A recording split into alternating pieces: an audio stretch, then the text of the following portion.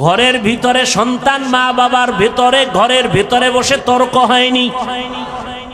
তর্ক হইলে কি সন্তানেরা ফেসবুকে লেখে বাবার বিরুদ্ধে মায়ের বিরুদ্ধে, মাইক লাগায়। তা চারদিকে দুশ্মন আর দুশ্মন, ক্যামেরা ফিট করা সাংবাদিক, গোপন হলুদ সাংবাদিক, দোষ পাইলে তিলেরে তাল বানাবে। আমরা বিতর্কত যদি টুকটাক দ্বন্দ্ব হয়, এটা ফেসবুকে লেখো কেন? ও তোমার লজ্জা নাই এই কারণে। তো লজ্জাপতি গাছ আছে আমগো কুয়াকাটা আছে, হ্যাঁ, এই গাছের শিকড় খাও দুইয়া দুইয়া। পয়গম্বর বলেন লা ঈমান লিমান লা হায়া আলা, আল্লাহর কসম আমার সোনার বাংলাদেশে নাস্তিক আছে হাতে গোনা কয়েকটা, বেশি মাদ্রাসা কম, পীর মুরিদি মুসলমান, মসজিদ, আলেম ওলামা, ছাত্র।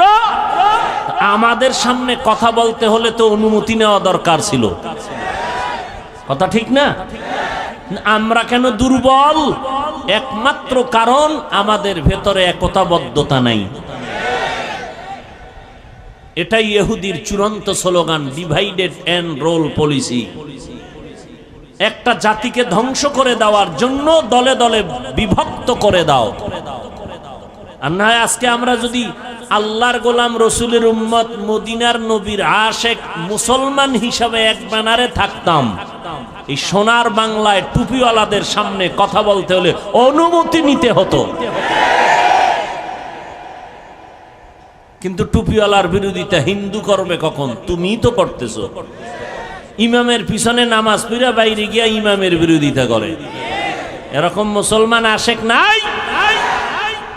কিতনা বড় নিমক হারাম। আবার বাবায় মরলে কয় হুজুর আইয়েন একটু দোয়া ভরেন, আছে না নাই? আল্লাহ হেদায়াত দান করেন। ও যুবক, তুমিও মুসলমান আমিও মুসলমান, তোমার আল্লাহ আমার আল্লাহ আলাদা না এক।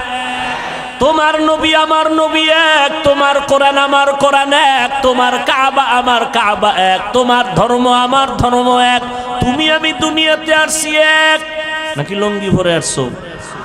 বিদায় বেলাও সিস্টেম হবে এক, কাফন হবে কয়টা? কথা কয় না।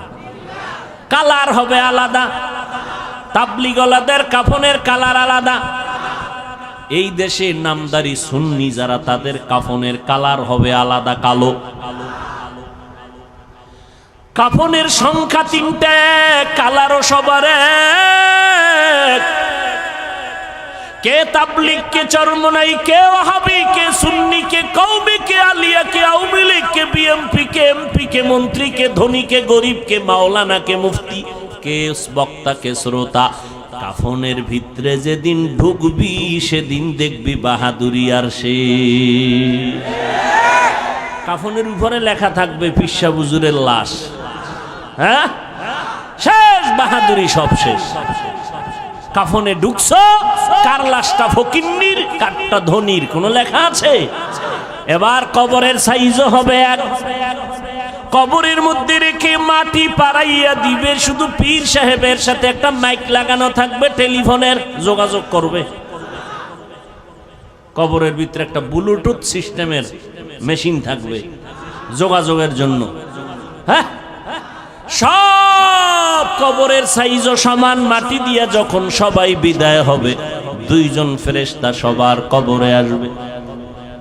পীর সাহেবেরে যেই প্রশ্ন করবে, মুরিদেরও সেই একই প্রশ্ন করবে। হিন্দু বৌদ্ধ খ্রিস্টান সবার বেলায় প্রশ্ন 3টা, সব একই প্রশ্ন, কমন প্রশ্ন।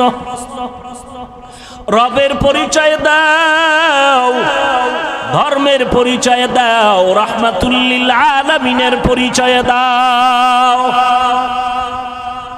তুমি কয় টাকার মালিক, কত এলেমওয়ালা, জানার দরকার। প্রশ্ন 3টা। পরীক্ষা চলতেছে না ছেলেরা এখন?